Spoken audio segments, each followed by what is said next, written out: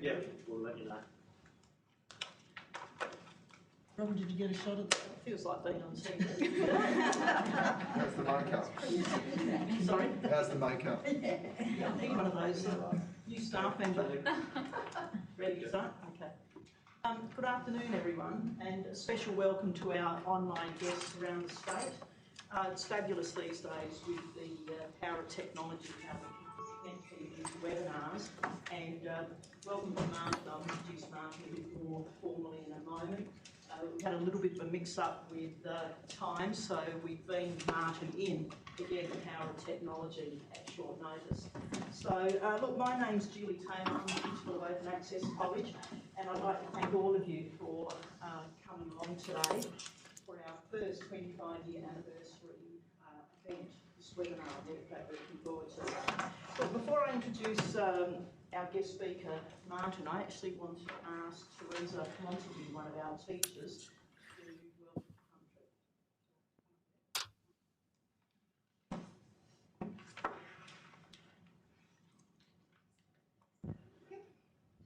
Hi, I'm Teresa Montague, a proud Barkindji woman from the Burke area of New South Wales, and that's what I'm doing. Welcome to country.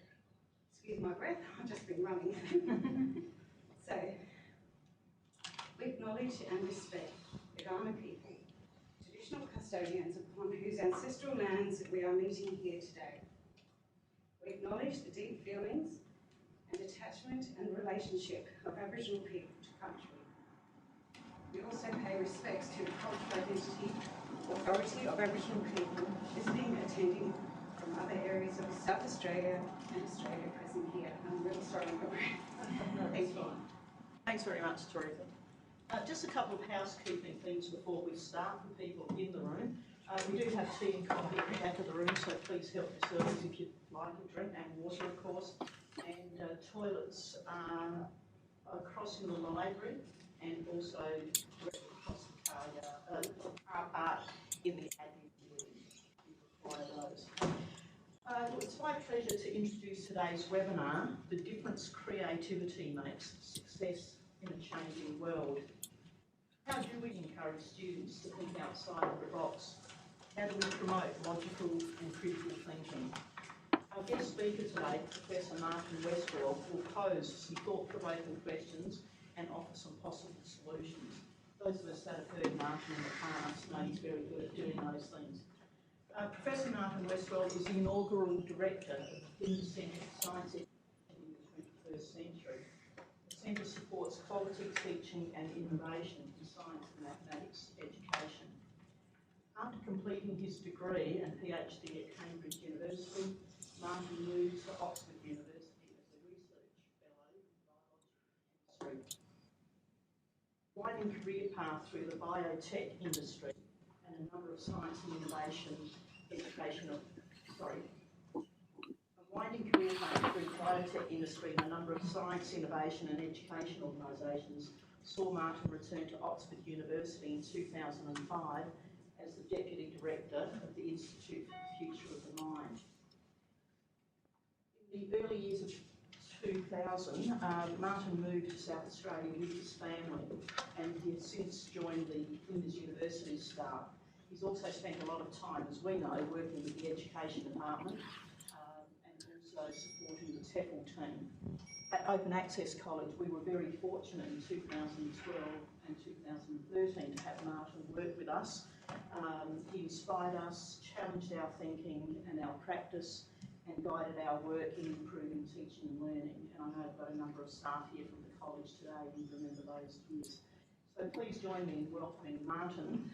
We will have questions after Martin's presentation, so if you wouldn't mind holding any questions until then. Over to you, Martin. Thank you. Thanks very much, Julie. And I'm sorry for the mix-up at my end and not being able to be with you, but I'm delighted that we've been able to organise it remotely. So I've taken this quote to start off with, this, no, you're not thinking, you're just being logical. And that was a quote by a scientist, Niels Bohr. And Bohr was working on a tricky problem.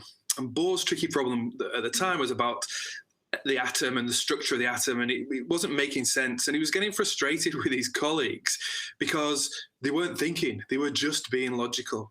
They were applying the knowledge that they had, and they were going through the motions of thinking, but they weren't able to kind of escape from what they already knew. They weren't able to think about things in a different way. They were trapped.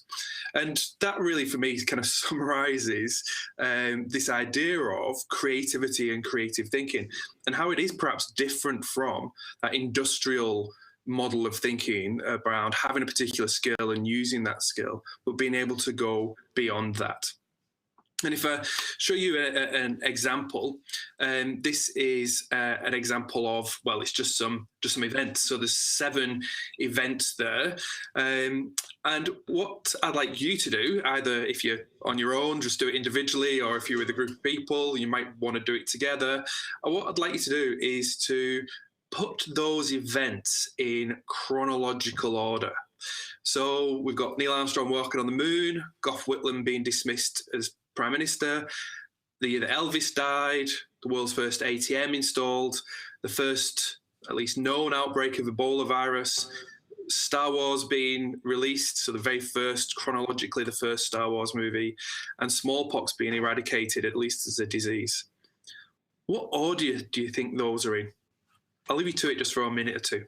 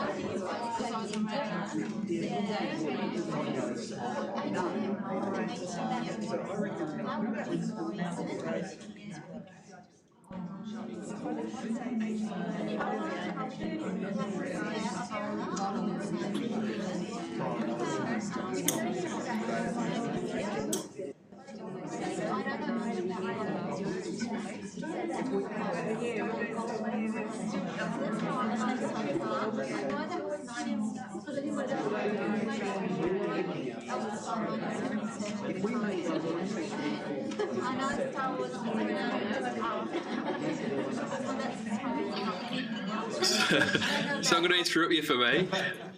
I'm going to give you there's going to be extra points for people who get the dates right as well as the order.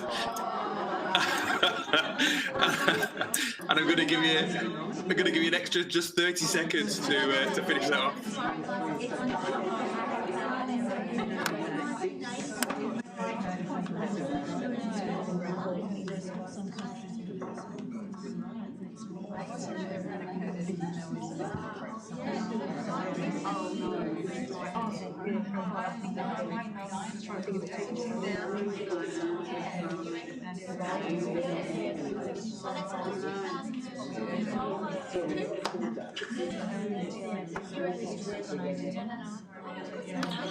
All right, so I'm going to call time up.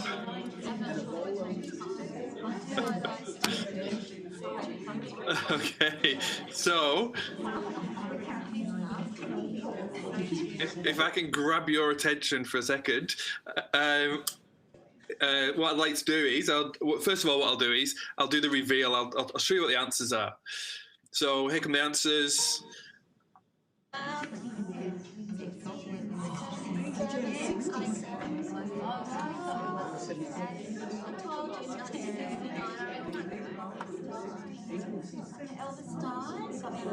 All right, so the first one was the world's first ATM. The second was Neil Armstrong walking on the moon, then Gough Whitlam. The fourth was the first known outbreak of Ebola in 1976. Elvis died and Star Wars were both in 1977. And the last one was smallpox being eradicated as a disease in 1979. Now, when you think about that and what I've just asked you to do, that's kind of knowledge and know-how question. It's a question that requires you to, to know a bit, maybe to think about one event in relation to another. But there's no thread through this. There's no kind of understanding required to do this. This is, at best, a half reasonable pub quiz question, but it's really no more than that.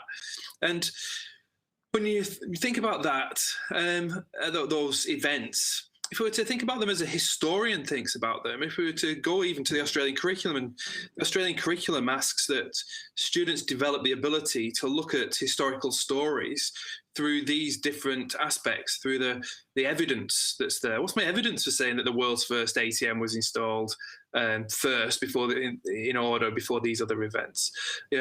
What's the cause and effect? If you think about the the people who might be in this webinar today, one of the things that might be that some people weren't even born when these events were happening, and so any impact upon their lives will have come through cause and effect, through the ripples through time that these events might have caused. And so what I'm going to ask you to do is to do a similar task, to take the same content but to think about it differently. So we're going to use those seven events again, and I'm going to ask you to put them in order, but this time I'm going to take something from the curriculum, and let's say significance. So what I want you to do is to put these questions, these dates rather, these events, in order of significance. And straight away, of course, if we were to do this with a room full of people or a classroom full of students, what we find is that the first question that comes to mind is significance for who? So straight away, we've got a question that's a question about perspectives. And so what I'd like you to do, though, is to think about the significance of these events. Let's say for an average 15-year-old in South Australia. I'm not sure that there is such a thing as an average 15-year-old in South Australia, but let's take that as our kind of basis. What would the order of significance of these events be for an average 15-year-old in South Australia today? Over to you. Let's just have that conversation for a minute.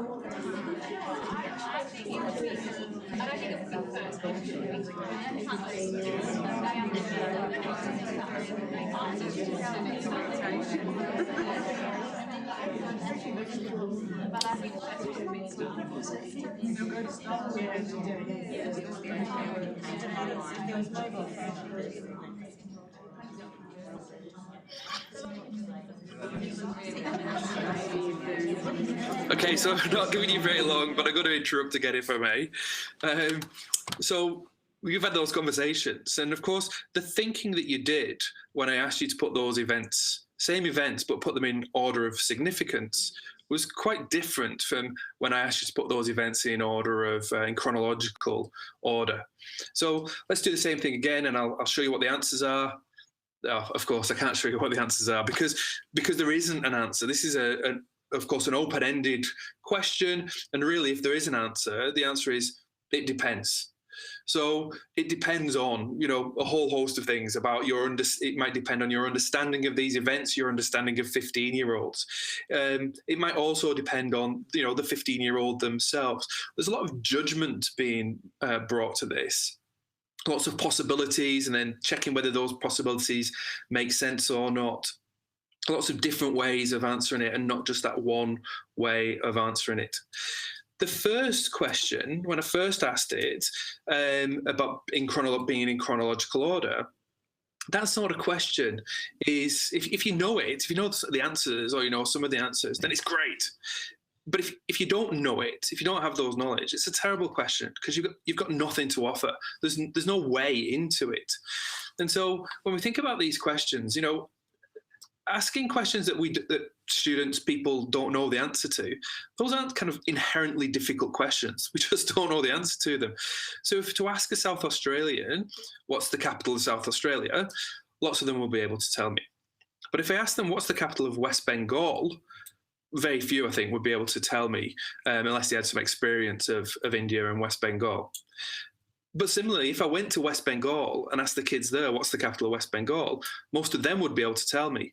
And I'm sure they wouldn't be able to tell me what the capital of South Australia is.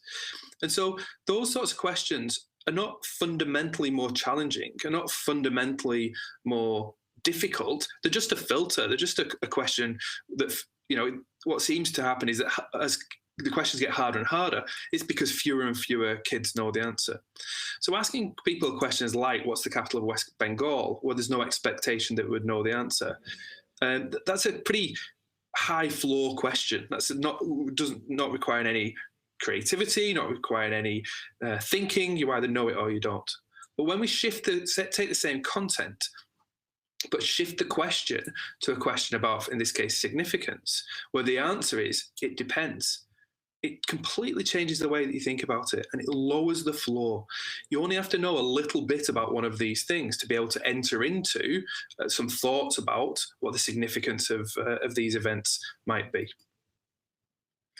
And I was struck by a quote in this old book from the 1920s, Bertrand Russell, a philosopher and a logistician, who in this book about education said that it's a dangerous error to confound truth with a matter of fact, because our life isn't governed by facts, but also by hopes.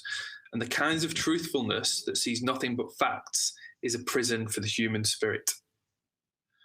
And it strikes me that, these kinds of questions where we have to know all this stuff, we have to know all this information, and it's meaningless to us, this is exactly that prison for the human spirit. This is that you either know it or you don't, and if you don't know it, if you're in a situation where you demanded to know this thing but you don't know it, that's where it becomes that prison for the human spirit. But if we step back and think about what Niels Bohr was saying when he was talking about, no, you're not thinking, you're just being logical. Really, that original question about put these in chronological order, that really is not thinking. I think it might be knowing, but there's not much kind of thinking behind it. In fact, if you think about it, that first question is a Googleable question. And I hope somebody just got the phone out or got on the computer and went to their web browser and searched for the dates that those things happened to put them in chronological order. Because that's, of course, the best way of doing it, the most appropriate way of doing it. Just search for that information and chuck it straight back at me. To actively not think, just go and search it and get the information. And that when I asked you for the significance, that was shifting from not thinking to actually thinking, making that judgment. Where when I asked you to do that, those dates in terms of the significance, we were shifting from that matter of fact through to thinking about it as a truth, at least one way of thinking about a truth, something that was much more meaningful to us, because I was asking about young people's significance in South Australia. And so by asking questions like this, by shifting these questions from a knowing question to a question where I've got to think about what the possibilities might be and start to think about, well, it depends, questions where the answer is it depends, those are high equity questions. Everyone can enter into, as I said before, everyone can enter into these questions because they've got their own it depends, they've got their own judgment. It's also, I think, more engaging, especially if you don't know the answers. The thinking about why that might be and what the significance might be and what the alternatives might be. Those, when we've got lots of possibilities, I think it's more engaging. And I would also say that it is inherently more challenging. Those questions where we don't know the answers, and as I said, are not more difficult. They're just a filter. But the shift from, do you know this, or go and search for this on Google, to what's your judgment on this, of course, is shifting that challenge. And the last one that the last point that I'd like to make just on this is that by that shifting that question, and if as an educator or as a parent, I'm asking those kinds of questions of my kids where the answer is it depends, and then we're having a conversation about, well, what does it depend on? What are you thinking? What values are you bringing? Those kinds of things. Then, of course, what I'm doing is I'm stretching the young people around me and asking them to grow. We're not really getting growth if we know more stuff. We're just filling the bucket then, just having more dates and remembering more information. That's not growth. Being able to answer questions that are just procedural, that I could ask Siri on my phone. That's not growth either. So I think these 4 aspects of equity, engagement, challenge, and growth, which of course are the 4 pillars of the DECD strategic plan. These 4 aspects really come through when we shift our questioning from that kind of what's the answer, what's not thinking answers, through to that it depends questions. And if we think about how we're pushed away from that in education, and as parents as well, I think if we think about how we're pushed away from that, if we look at things like what people call problem-solving approaches. This is a page from a book, and I think people might have seen this before, but I'll use it as a reminder. This is a page from a book that claims to be a problem-solving approach for science. And as you can see, this is the PDF from the publisher's website, showing us what a great book it is. And this is about plant and animal systems, and so we're doing the human body. And our problem in the problem solving, our problem is to produce a correct diagram of the human body showing the digestive, respiratory, excretory, and reproductive systems. What's the problem? It's an activity, but there's no problem in it. There's no thinking in it. There's no judgment in it. I might as well just go to the internet, do a Google search on the human body and systems, take that and cut and paste it, and I'd have that information. So there's actually no problem in that, even though it's been kind of pitched as a problem-solving approach. If you look at the rest of it, how do you start? How would you go about doing this? Work through this chapter. Get the information. Oh, you could use the internet or a library. Just go and get information and then put it together. There's no thinking in that at all. This is exactly Bo's point about you're not thinking, you're just being logical. You're just acquiring information. You're just going through the motions. And I was struck by this article about medical education, the history of medical education. And in this article, it talks about how from the 13th to the 16th century, the most common way of teaching medicine was to use textbooks. And what they would do is they'd go through the texts line by line, reading them aloud. And then what they would do then is they'd get the students to dispute these propositions. So they'd ask questions like, so which is the organ that's most vital for life? Is it the heart or the brain? How are you going to decide? And of course, what I saw was, it all depends. Asking that question where the answer is, well, it depends. They were doing that back in the 13th century when they were teaching medicine. And somehow in the industrialization of education and the industrial era, of course, when it shifted to knowing things and having particular skills where all the value lay, we shifted away from that. And of course, now what we're seeing is where the value lies is shifting back towards having that judgment, being able to do that thinking and not just being logical. So again, it keeps coming back and back to this idea of it depends. So let me pop back for a moment. I'm going to just pop back a couple of slides and go back to this textbook and just tell you about when we were working with some year 8 students, in fact, in South Australia, and we asked them, well, let's not do this because this is rubbish. What would we do with it? What would be your what if questions? And of course, we were looking for some of these things about, well, what if this or what if that? And then the answer to be, it depends. And so students gave us some examples. And then one of the examples that one of the kids came up with was, what if you didn't have a bum hole? And that was the one. That's a great question. What if you didn't have a bum hole? What would happen if you didn't have a bum hole? And so now what you've got is the rest of the kids are going, oh, that's disgusting. But what they're doing at the same time is they're looking back through the textbook going, well, what would happen if you didn't have a bum hole? And there was a number of suggestions. And one of the kids said, you'd be like a starfish. And this idea of being like a starfish, and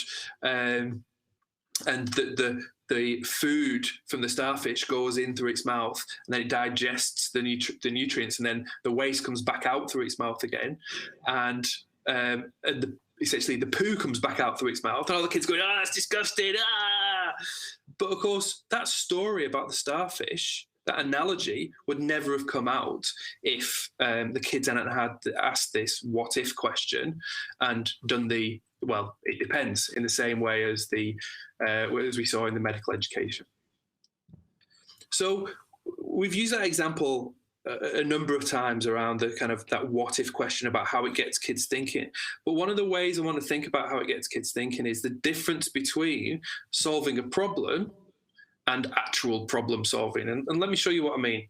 You know, often, especially in things like maths problems, written problems, what we're asking students to do is to take bits and pieces, to take the knowledge and know-how, to take the information that's on the page and put it together somehow in some often a predictable way, using a particular algorithm or a particular process, or, you know, a particular idea in science or history or in literature, to take some ideas that they might have come across before and to stick them together in a predictable way. What we're asking them to do is to kind of narrow down from many possibilities towards the one answer. And so there's a lot of critical thinking in that. There's a lot of convergent thinking in that, going from something that's broad down to something that's narrow. But of course, when you do real problem solving, if you think about, you know, the problems that you have in your life, the problems that you come across professionally, whatever your profession is, then of course, what's going on there when we're problem solving? The first thing that we do is we start to think about the what ifs. What's going on here? What's the problem? And actually, the first step of problem solving is to do this divergent thinking, to think about the possibilities, to think about the reasons why we might have got into this situation. And only then, when we're really problem solving, we thought about multiple ways of approaching it. Then, of course, what we do is we start to think about, well, it depends, and what does it depend on? It depends on this and this, and we kind of narrow things down from there when we started to decide what it depends on and what we want to achieve and where we're going. We still might get to something like an end point. We still might get to, let's call it, an answer. But the process of getting there is really quite different when we've got when we're problem solving and not just going through the motions of solving a problem. And of course, one of the key bits in problem solving is the middle part, the switch from one to another. If I'm doing lots of thinking about my what ifs, if I'm thinking about lots of opportunities, it could be this or it could be this, I could do it like this or like this or like this or like this, I can disable myself by having too many possibilities. So knowing when to switch and start to say, okay, well, that's a pretty good idea, let's run with that, and narrow that down and think about what the consequences of that are, narrow that down to the end. Knowing when to switch becomes really important. If I've not got opportunities, if I've not got possibilities that I've generated, then there's nowhere to go. But if I've got too many, then there can be nowhere to go as well. So knowing when to switch becomes really important. And really what we're asking our students to do, though, what we're asking ourselves to do, that is to be metacognitive, is to think about our thinking, is to think about, well, where are we in this kind of problem-solving process? And it's time now to do that switch and switch back to the convergent thinking. And of course, this is what great thinkers like Bohr and Russell did. And of course, they didn't go through this process just the once. What they would do is they would go through this process over and over again. They get towards an answer and think, well, no, this isn't right. This is a bit of a dead end. This isn't taking me in the right direction. So they go out again, and then they'd switch again and come back in, and then they'd find another dead end and they'd switch and they'd go back out. So they'd be constantly going through this process of generating ideas, switching, testing the ideas and narrowing down between the divergent thinking, switching and doing the convergent thinking, switching again and doing some divergent thinking, switching again and doing some convergent thinking. Much different to that solving a problem that I've put at the top. So what's all this got to do with creativity? Well, one of the ways of thinking, a really common way of thinking about creativity, and has been common over the years, has been about it being in this case, a process that results in novel work that is tenable, useful, or satisfying. So 2 parts to it. It's novel and it's useful. And, from a little bit more recent times, people talking about it being the type of imaginative thinking. So it's imaginative, and it produces an outcome that's got originality as well as some sense of value. So originality and value. And the last definition I'll give you is from Bob Sternberg's book, The Creativity Handbook. And in this, he's talking about it as being an ability. So it might be a process, or it might be an ability. But again, what we're seeing is that it's novel and it's appropriate in some way. And so creativity has been one of the ways of that we have thinking. It's actually quite unusual, because what it's asking us to do is to split between 2 really quite different ways of thinking. We're asking people to be generative, to generate that imaginative, original, novel approach, but then to say, yeah, but is this useful? So there's a difference between creativity and imagination, between creativity and generation. Generating something, being imaginative, gets us on that first step. But we've only imagined something. We've not gone into creativity unless we've tested whether it's meaningful or not.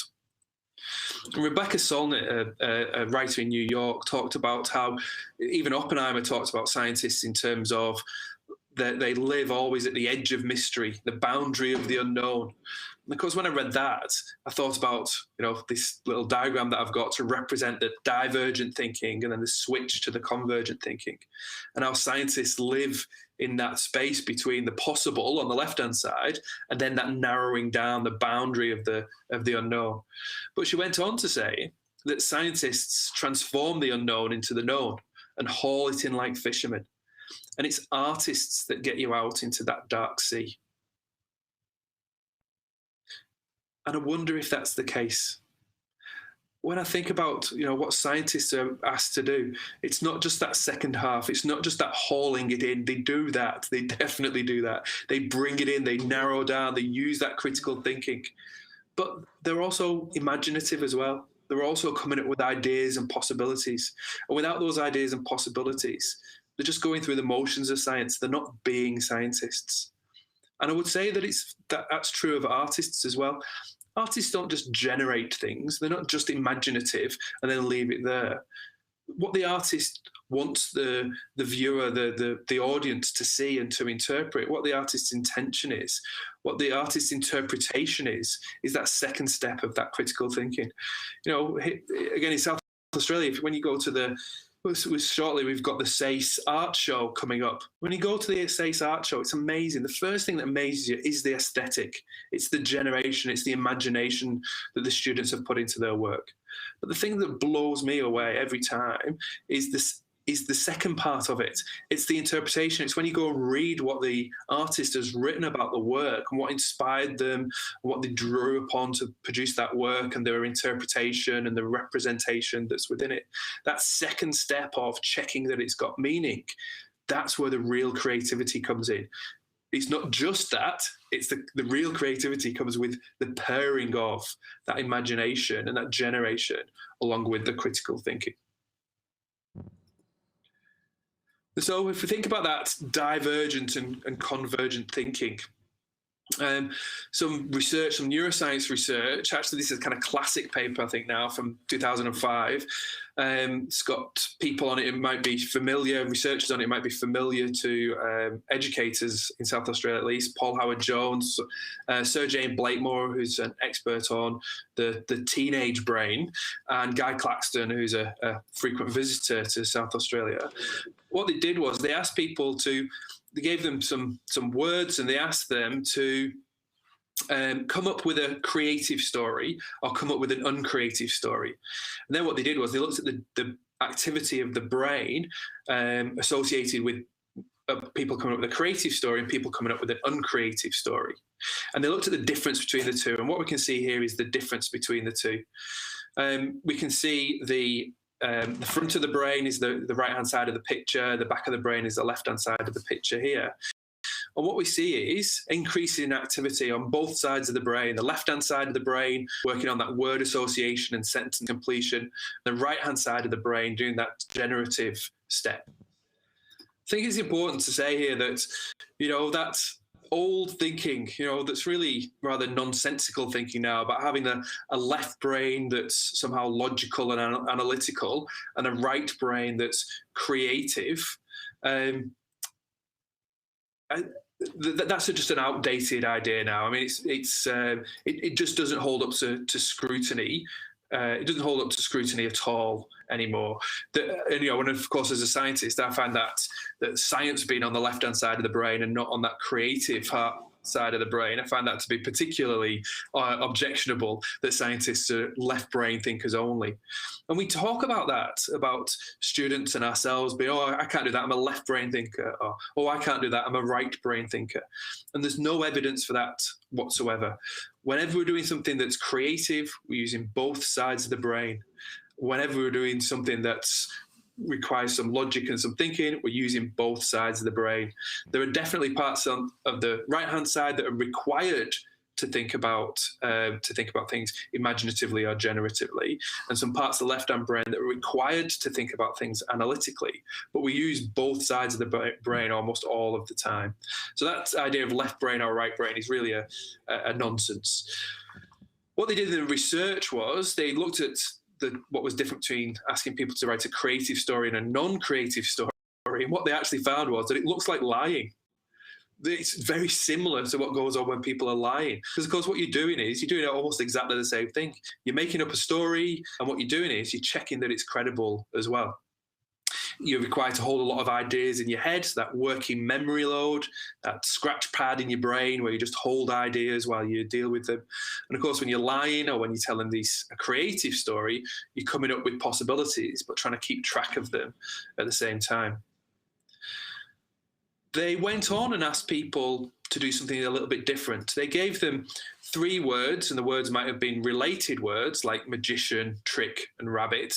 And they asked them to come up with a story that included those words, any story that included those words. And then they asked them other people to come up with a story with unrelated words, so words like flee, sing, and sword.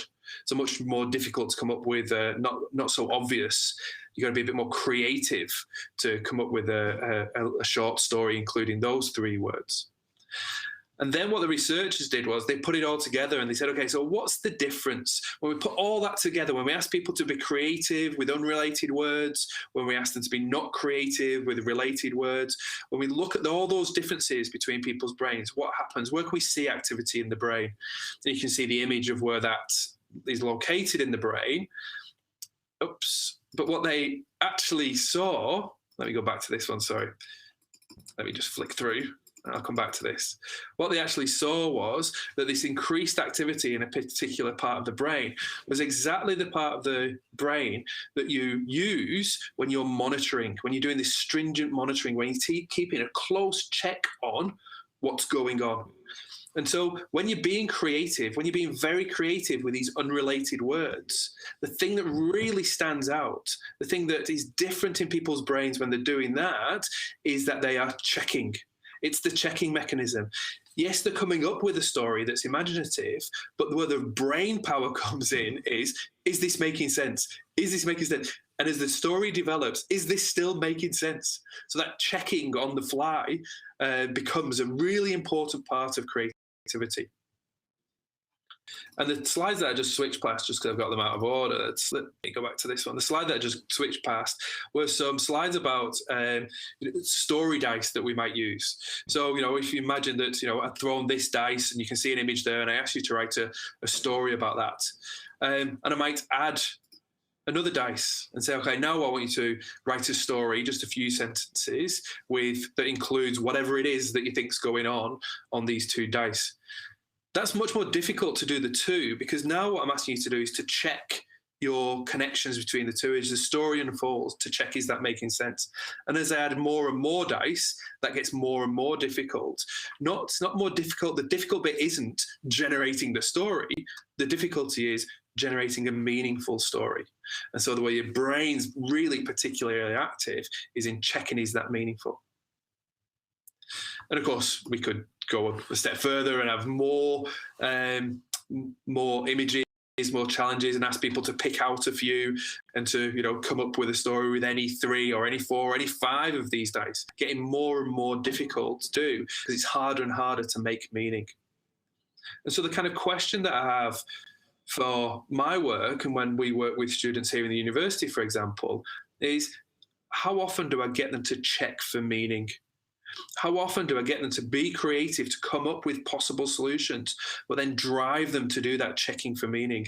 The coming up with possibilities is actually a lot easier than that checking for meaning. So how do I support them in that to become really creative individuals?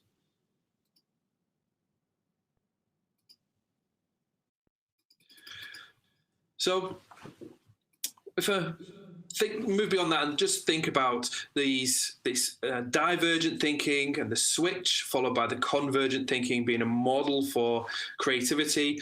Of course, what we're thinking about there is it requires some stop and think skills. In that second step, where we're doing the convergent thinking, where we're saying, is this meaningful? We're checking for meaning. We're using all of those stop and think skills. We're slowing our thinking right down and thinking, what's this connected to? How could this be? What's the meaning of this? And then what we're asking people to do on the other side, where they're doing the generative thinking, is exactly the opposite. We're asking them to not stop and think. What we're asking them to do is to let anything be. Don't worry about it. Don't worry that that can't work. Let's just suggest it anyway and bring out that idea, to create multiple ideas and really to not stop and think about them. We know that people are more generative just as they kind of drop off to sleep, because just as you're dropping off to sleep, the ideas that pop into your head are not thoroughly checked. And so that generation of ideas is really important in that first early part of sleep. Edison famously fell asleep with brass marbles in his hand and a brass plate on the floor. So as he dropped off to sleep, the brass marbles would fall on the brass plate, make a big noise, wake him up, and he'd jump up and write down whatever he was thinking at the time, because he thought that was a good place to get new ideas. But it's only good enough to get that first step. Of course, what he did in the morning was he would look at what he'd written down, and if he could read it, he would say, oh, well, and he would check. And he would check if it was meaningful. And some of the ideas he would just throw away. And sometimes some of the ideas were brilliant, and he was checking for meaning.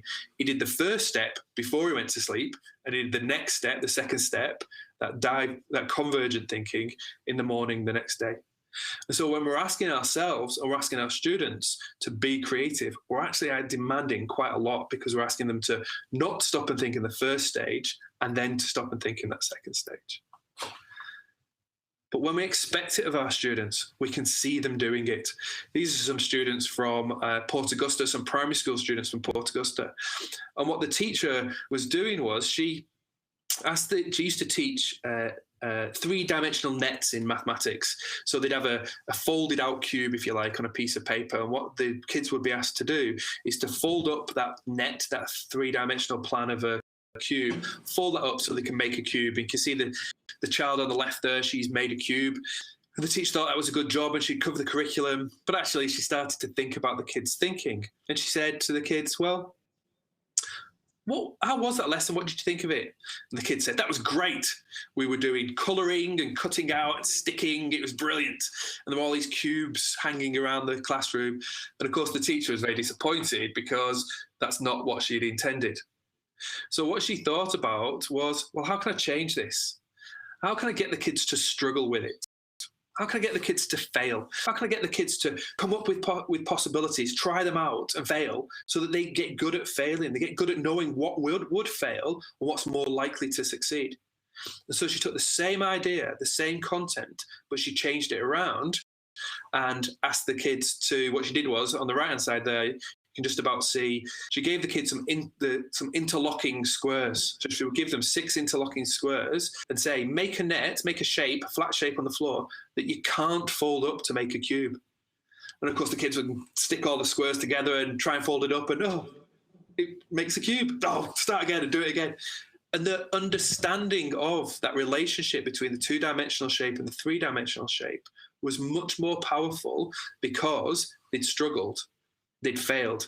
they'd been creative. They'd come up with possibilities and tested those possibilities rather than just going through the motions of making the net in the first place.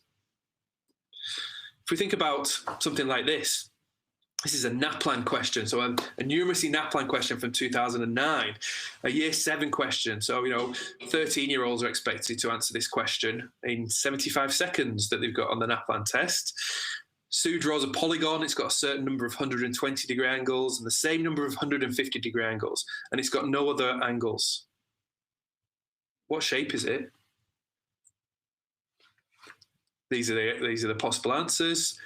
And I'm not going to ask you to do it now, but I am going to ask you to reflect on how are you feeling about it? Because when I first saw this question, I thought, "Oh, that's interesting. Let's have a look at the next one." Because it is such a difficult question. And of course, what we're asking the students to do here, in fact, I asked some people, some numerate people, could they do this? And they said, "Oh, no, I couldn't do that. But if I was in year 7, I could do it." What? And of course, what they're getting at is, oh, well, somebody will have told me how to do this. I would have the information that I need, the knowledge and the know-how that I need to be able to answer this. And that's not true. We don't require our year 7 students to know this information. We're asking them to work this out, and say they've got 75 seconds to work this out on average in the NAPLAN test. But this kind of question is asking them to inhibit that impulse to just step away, but then to use their creativity. This doesn't look like arts, but it does look like creativity. We're asking them to think about the possibilities, the ways you might possibly do this, and then to test whether that is meaningful or not in terms of getting towards an answer. One of the things that they are required to know is that polygons are made up of triangles, which might be something that to help them answer the question. You won't be surprised to know that I'm not going to give you the answer to the question.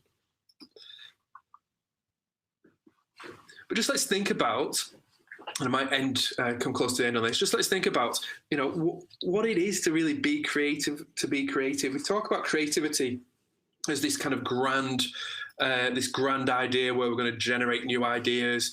But let me show you an example. This is from the literature. And when they asked people to read a sentence or a series of sentences such as this one, the hungry man got into the car, and sentences like this one where they give a reason, the hungry man got into the car to go to the restaurant.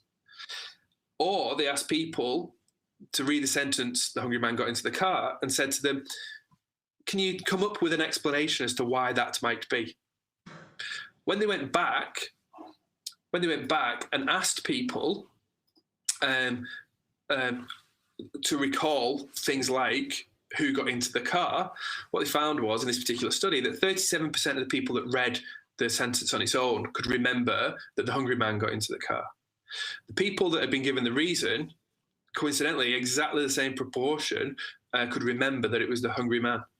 But the people who'd read that sentence and were just asked to come up with a reason why that man might have got into that car, to generate an idea that was meaningful, to do that creativity process, what they found was that almost twice the proportion remembered that the hungry man got into the car. Now, this is pub quiz stuff again, right? But what we're seeing is that even that connection of memory gets stronger, not when you've got a reason for it, that sort of connection, but when you've come up with a reason for it, when you've got some understanding, because you've gone through that process of coming up with a reason why that might be, and then just testing that's a meaningful reason why the hungry man might have got into the car. I'm aware of time. I'm just going to flip us through to this point that I wanted to make at the end. This research that I've quickly skipped over, but this research paper at the bottom here, one of the things that talks about is what works in education, what works in terms of studying and remembering things. The two things that it picks out that don't work are highlighting and rereading. And I found that disappointing, because when I read the research, that's exactly what I do. If I want to understand it and remember it and take it into my understanding, I highlight the research papers and I reread them. But now, knowing this research, one of the questions that I've got for myself is, how can I make myself struggle with this? How can I come up with a way to be creative about this? Like asking myself, why might the hungry man got into the car? When I read something now, I ask myself, what could the conclusion of this be? What could the authors be doing with this? What might be the way in which they went about doing this thing while I read as I read that literature and that research paper? And what I'm finding is that makes me a much more active learner. So finding ways that can be creative, finding ways that I can struggle with that creativity, like with the kids at Port Augusta doing the net and the cube, asking myself how I can struggle with this and be creative with this, and finding to be a really powerful way of not just being logical, but thinking as well. Thanks very much.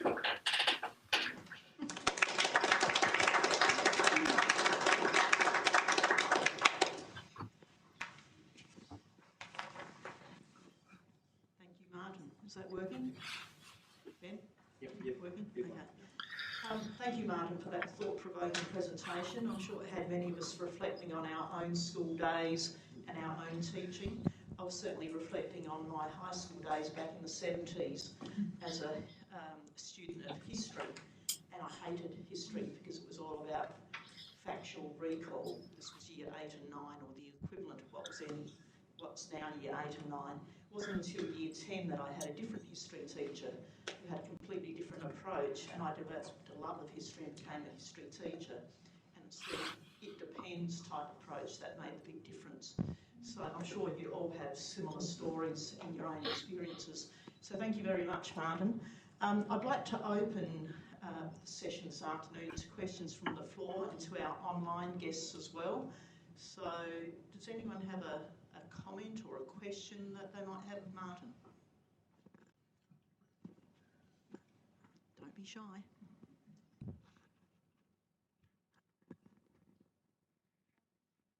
Yeah, we've got a microphone we'll bring around.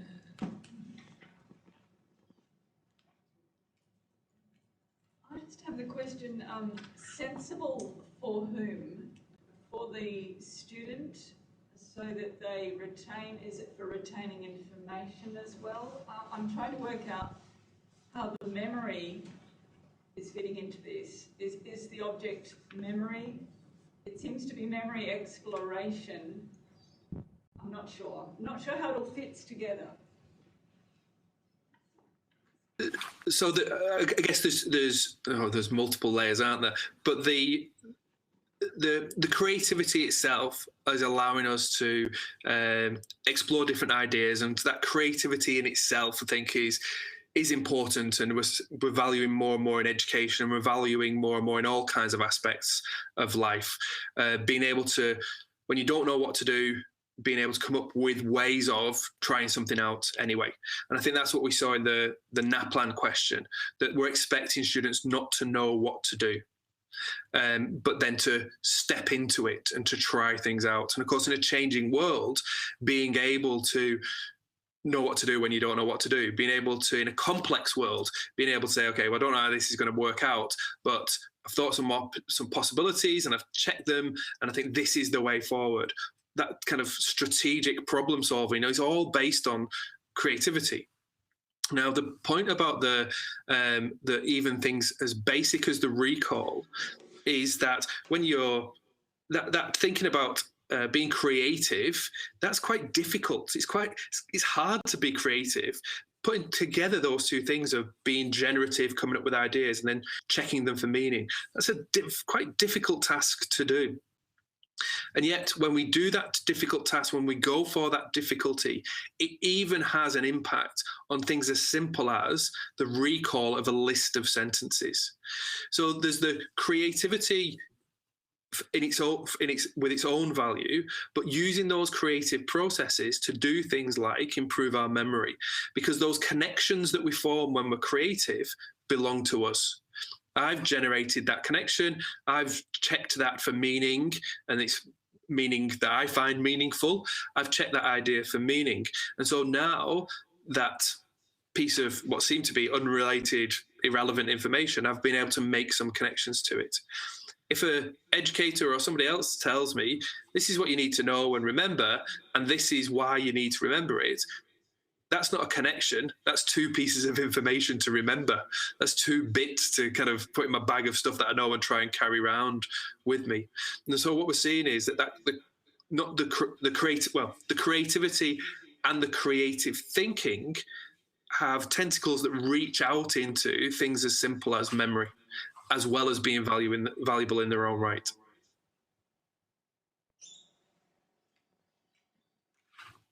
Thanks, Martin. Any other questions or comments?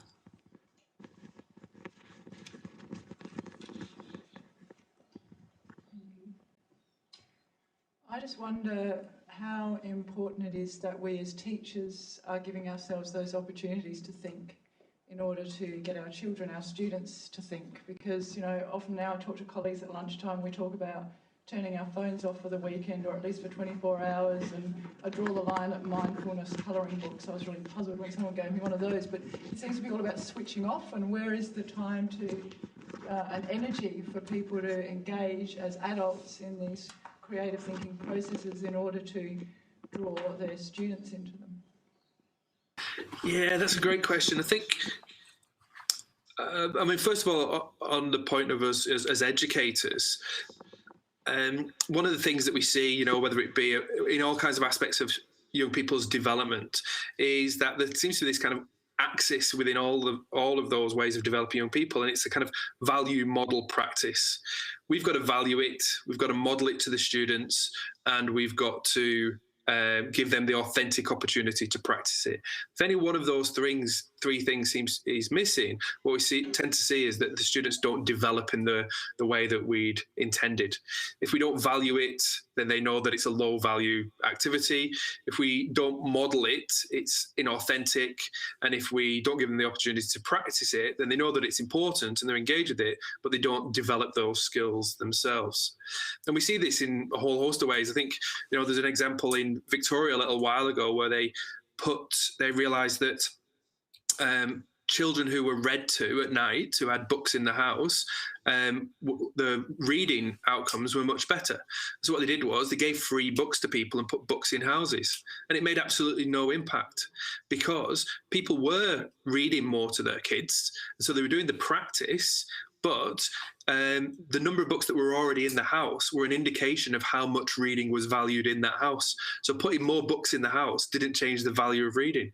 And I think, you know, you might have heard me say before, you can read to your kids every night, but if you don't value that, if they know that you'd rather be off watching the TV or doing something else, then they see it being a low value activity, and we don't get the outcome that we want. And I think it's the same with the creativity. Exactly as you say, the students has got to see us being creative and coming up with ways and coming up with new ideas. There was a school that I went to, and the year 12s were able to go into a class that one of their teachers might have been teaching. It might have been, let's say, year 8 class, and the year 12 was able to come in, interrupt, and the teacher would say, oh, well, just wait till I've done this with the class. And then they stand at the board and work on a maths problem together. And I talked to the teacher, and he said, yeah, I'll do that because I think it's good modelling for the students, and which was fantastic. So you could see them being creative, coming up with ideas together about how you might solve this and how you might do this. But he didn't do it with the year 8s. He only did it with the year 12s because he was actually struggling with some of those questions. They were really tricky questions, and that was the way in which they were going to solve them. What he didn't do was model that process in his teaching to the year 8s about getting ideas together and doing those things. He was much more instructional with the year 8s. And so he wasn't doing the value model practice with the year 8s, but he was doing it with the year 12s. And I wonder how creative and what kind of problem solvers the year 12s would be if he was doing it with the year 8s, 9s, 10s, 11s and 12s. But it does require us, I agree, it does require us to create some space for ourselves, both professionally and personally, to flex these creative muscles, if you like, to use our creativity, because there's lots of pressures on us not to. Robin and Rajiv, are there any online questions that have come through? No? Okay. Probably got time for one more question if anyone has a question or a comment. Casey? This isn't so much a direct question, I guess perhaps I'm just asking for you to comment on it or your thoughts. Assessment. I guess I'm thinking throughout this that formative assessment plays an important part, because I guess we're thinking about the students' process and their thinking, not so much summative assessment of the product or the solution. I think it comes into play, but what are your thoughts? Great question. I think it's hard summatively, isn't it? It's especially with the structures that we've got. You end up having to infer that there was a creative process behind this output that the students have produced. And I think that's quite difficult. It's not impossible. And I think with technology, we'll be able to do assessment in ways in which we can see that those possibilities. You know, that we did a project a little while ago. It was an online Year 11 assessment, and within that assessment, what we did was we would, if somebody got a question right, we would say somebody else has said that the answer might be this. Why are they wrong? So asking them to suggest reasons why they're wrong.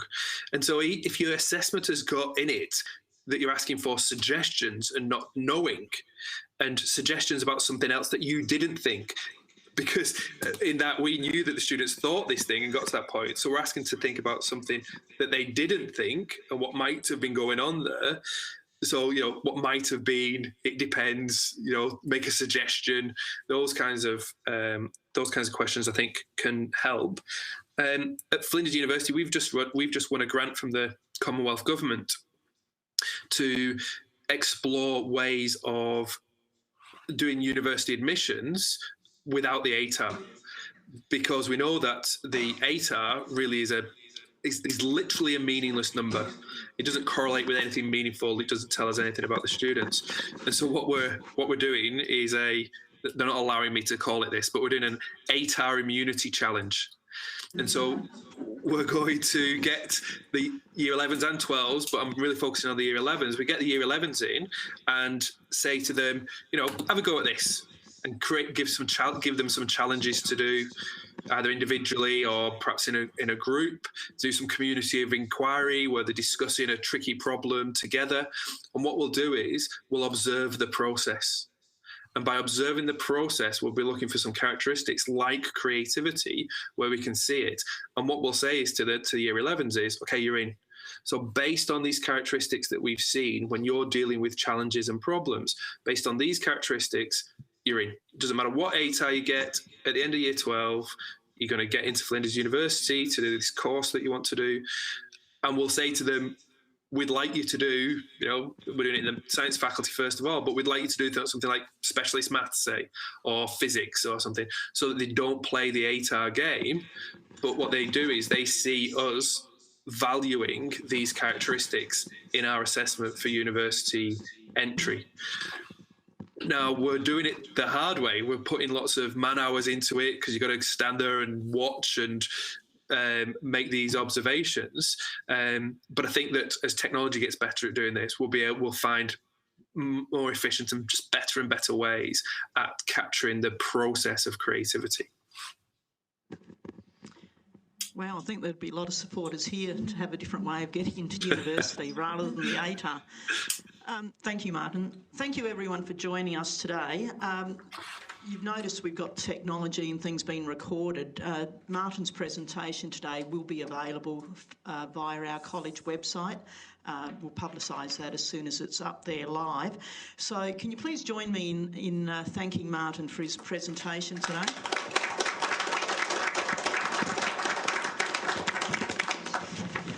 For those of you that don't know, Martin is actually a lover of fresh produce. So Martin, we actually had some free-range eggs for you. Martin actually lives in the Adelaide Hills and so do I, so we'll get them to him. But seriously, we do have a real gift for Martin to thank him for his time. He's very generous with his time. He's an inspiring speaker, I'm sure you'll agree. And every time I listen to Martin, I learn something new. So thank you very, very much, Martin, for your time, your inspirational words, your thought-provoking comments.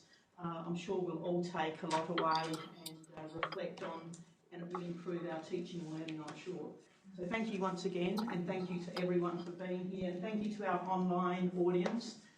We can't see you, but I hope you enjoyed the presentation too. Thank you. Thank you. Bye.